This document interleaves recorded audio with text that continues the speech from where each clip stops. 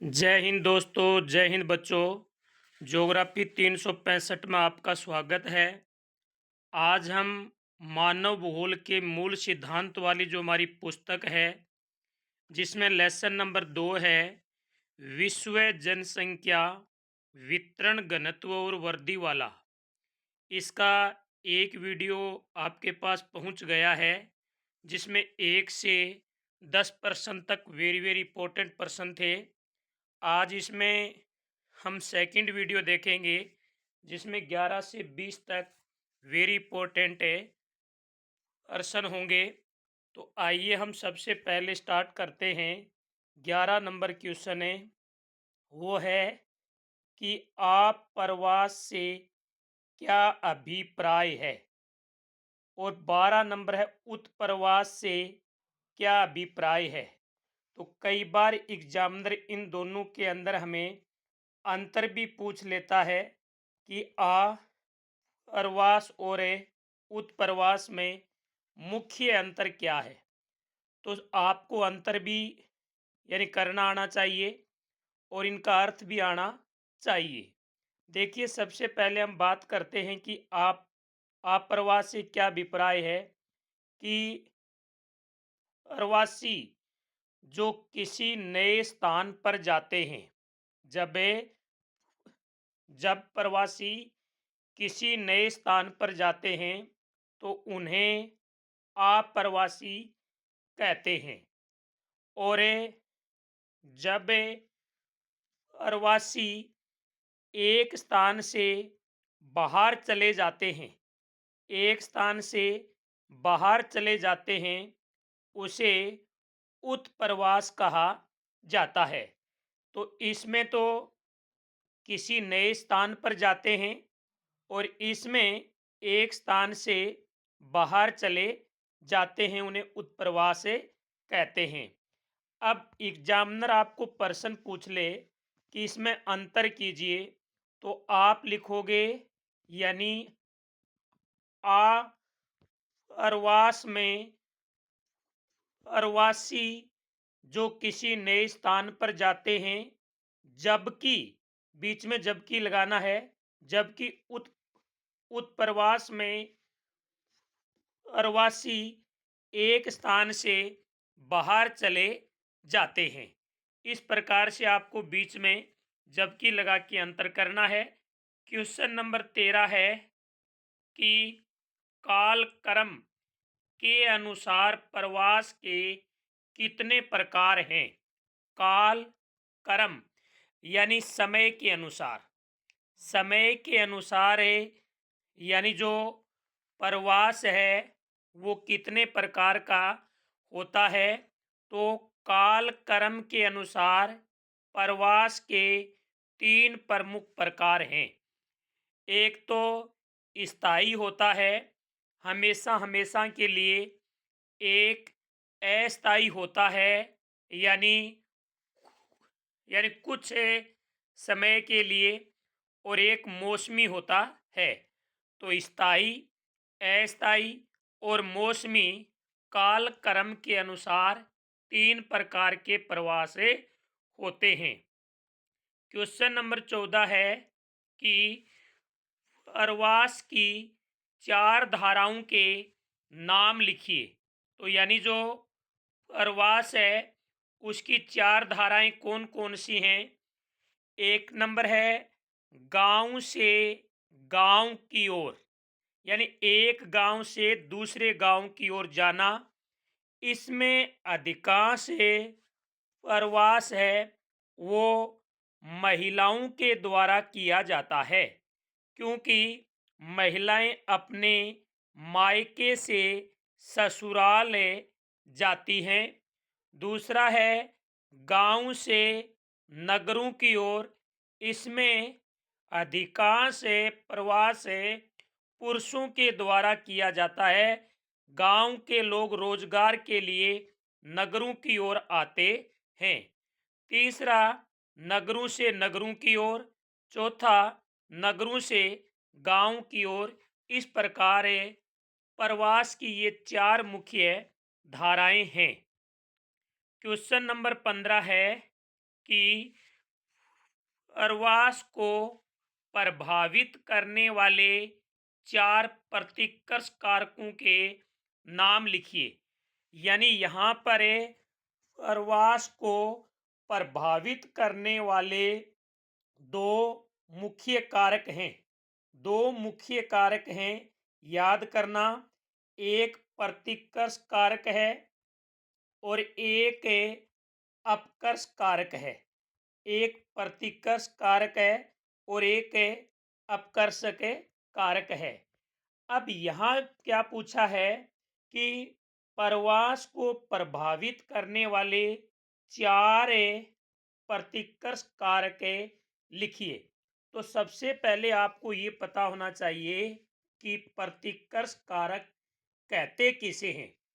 तो इसका अर्थ देखेंगे और फिर इनके 4 कारक हम लिखेंगे। तो अर्थ में क्या लिखोगे कि ऐसे कारक जो किसी क्षेत्र में निवास करने वाले लोगों के लिए प्रतिकूल होते हैं, यानी अनुकूल नहीं होते हैं, प्रतिकूल होते हैं, उन्हें प्रतिकर्ष कारक कहा जाता है। ऐसे कारक जो किसी क्षेत्र में निवास करने वाले लोगों को एक स्थान से दूसरे स्थान पर जाने के लिए बाध्य करते हैं, प्रतिकूल होते हैं, उन्हें प्रतिकर्ष कारक कहा जाता है। अब यहाँ आपको 4 नाम लिखने हैं। मैंने यहाँ पर 7-8 नाम दिए हैं। जैसे पहला है बेरोजगारी। जब व्यक्ति को रोजगार नहीं मिलता है, बेरोजगार हो जाता है वो, तो वहां से वो निकलने की सोचता है। दूसरा है रहन सहन की निम्न दशाएं, यानी उनकी आय है वो घट जाए, वो अपनी सुख सुविधाओं का उपभोग नहीं कर सके। ऐसी स्थिति में भी व्यक्ति अपने स्थान को छोड़ने के लिए मजबूर होता है। तीसरा है राजनीतिक उपद्रव, यानी राजनीतिक से संबंधित किसी प्रकार का लड़ाई झगड़ा होता हो तो व्यक्ति अपने स्थान को छोड़कर दूसरे स्थान पर जाने की कोशिश करता है। 4 नंबर है यानी उनके अनुकूल जलवायु न हो, वहां पर प्रतिकूल जलवायु हो। 5 नंबर है यानी प्राकृतिक आपदाएं, जैसे सुनामी आती हो, भूकंप आता हो, बाढ़ आती हो। ऐसी स्थिति में भी व्यक्ति मजबूर होकर के अपने स्थान को छोड़ता है। या फिर वहां पर कोई महामारी आ गई हो, या सामाजिक आर्थिक रूप से वो काफी पिछड़े हुए हो। ये वो कारक हैं जो व्यक्ति को एक स्थान से दूसरे स्थान पर जाने के लिए बाध्य करते हैं, जिन्हें प्रतिकर्ष कारक के नाम से जाना जाता है। 16 नंबर क्वेश्चन है कि प्रवास को प्रभावित करने वाले 4 अपकर्षक कारकों के नाम लिखिए। तो सबसे पहले तो आपको ये पता होना चाहिए कि अपकर्षक कारक किसे कहते हैं।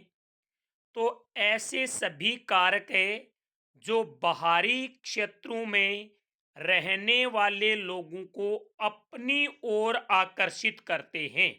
वे कारक हैं जो लोगों को अपनी ओर आकर्षित करते हैं, उन्हें अनुकूल कारक, अपकर्षक कारक, आकर्षक कारक कहा जाता है। ऐसे कारक, ऐसे सभी कारक जो बाहरी क्षेत्रों में रहने वाले लोगों को अपनी ओर आकर्षित करते हैं, उन्हें अनुकूल, अपकर्षक, आकर्षक कारक कहा जाता है। अब अनुकूल, अपकर्षक, आकर्षक कारक कौन कौन से हैं? तो यहाँ पर 5 दिए हुए हैं। जैसे काम के बेहतर अवसर, यानी अच्छा रोजगार मिलता हो, वहां व्यक्ति का जाने का मन करेगा, वो उनको आकर्षित करते हैं। रहन सहन की उच्च दशाएं हो तो भी लोग वहां पर जाएंगे। शांति और स्थायित्व हो, जीवन और संपत्ति की सुरक्षा हो, और जलवायु वहां की उनके अनुकूल हो, ये सारी चीजें मानव को अपनी ओर आकर्षित करती हैं और मानव इनको देखकर अपना स्थान बदल भी लेता है। क्वेश्चन नंबर 17 है कि जनाकिंग के सकर्मण सिद्धांत के 2 उपयोग लिखिए।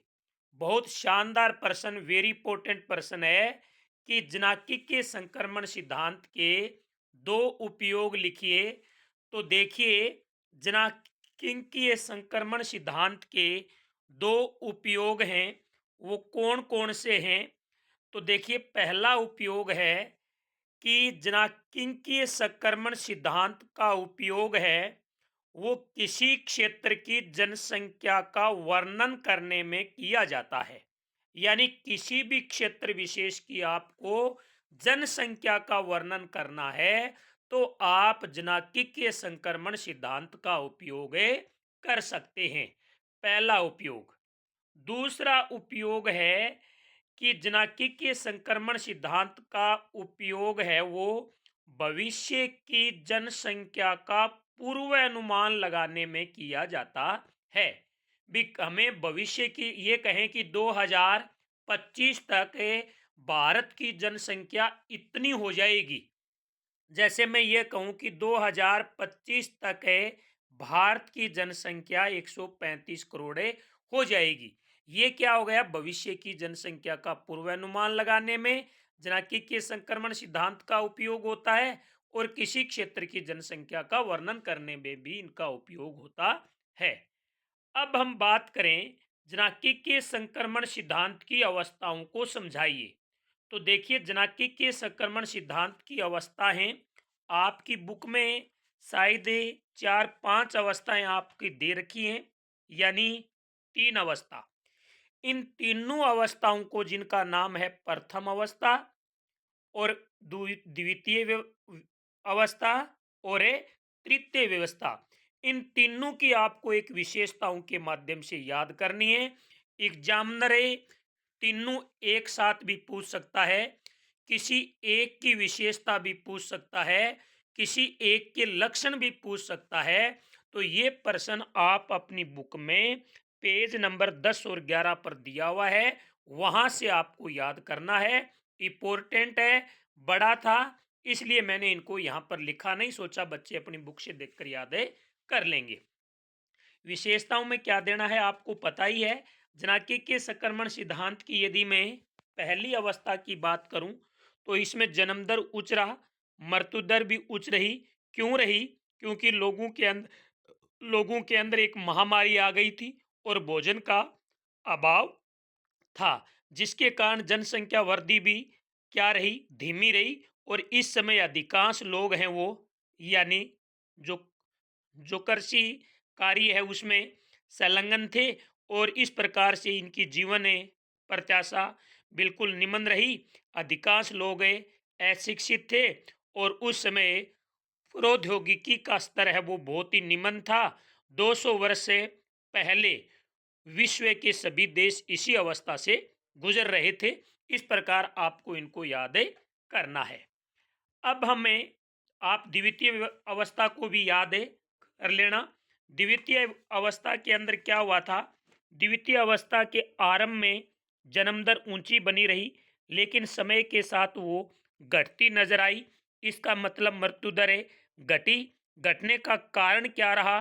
स्वास्थ्य संबंधी दशाओं में सुधार किया गया और स्वच्छता में भी सुधार किया गया, जिससे धीरे धीरे जन्म दरें बढ़ने लगी। अंतिम अवस्था में जन्म दर और मृत्यु दर दोनों ही घट गई, जिसके कारण जनसंख्या स्थिर हो गई या फिर मंद मंद गति से बढ़ती रही, जिसका कारण रहा जनसंख्या नगरीय और शिक्षित हो गई और लोगों के पास एक नई यानी तकनीकी का ज्ञान आ गया, जिसके कारण इस अवस्था के अंदर जन्म दर और मृत्यु दरें दोनों घटी। इस प्रकार से आपको इनको नंबर लगा लगा करके और विशेषताएं लिखनी है। क्वेश्चन नंबर 19 है, जनसंख्या नियंत्रण के 4 उपाय लिखिए। जनसंख्या को रोकने के 4 उपाय आपको बताने हैं कि देश की जनसंख्या, विश्व की जनसंख्या, चाहे वो देश की पूछे चाहे विश्व की पूछे, जनसंख्या तीव्र गति से बढ़ रही है। इनको रोकने के लिए आप क्या क्या कर सकते हैं? तो जनसंख्या नियंत्रण के आपको 4 उपाय पूछ ले तो पहला हो जाएगा बच्चों के जन्म को रोकना। यानी बच्चों के जन्म को रोकना, या फिर उसमें क्या रखना, अंतराल रखना, गैप रखना, स्पेस रखना। ये नहीं कि 9 महीने पहले बच्चा हुआ था और 11 महीने बाद दूसरा बच्चा हो गया, ऐसा नहीं होना चाहिए। बीच में 2 4 5 साल का क्या रखना, अंतराल रखना। दूसरा, महिलाओं के स्वास्थ्य को बेहतर बनाना। तीसरा, गर्भ निरोधक उपाय अपनाना। चौथा, शिक्षा का प्रचार प्रसार करना। पांचवा, परिवार नियोजन के बारे में लोगों को जागरूक करना। इस प्रकार ये बिंदु अपना करके हमें देश या विश्व की जनसंख्या को कंट्रोल कर सकते हैं।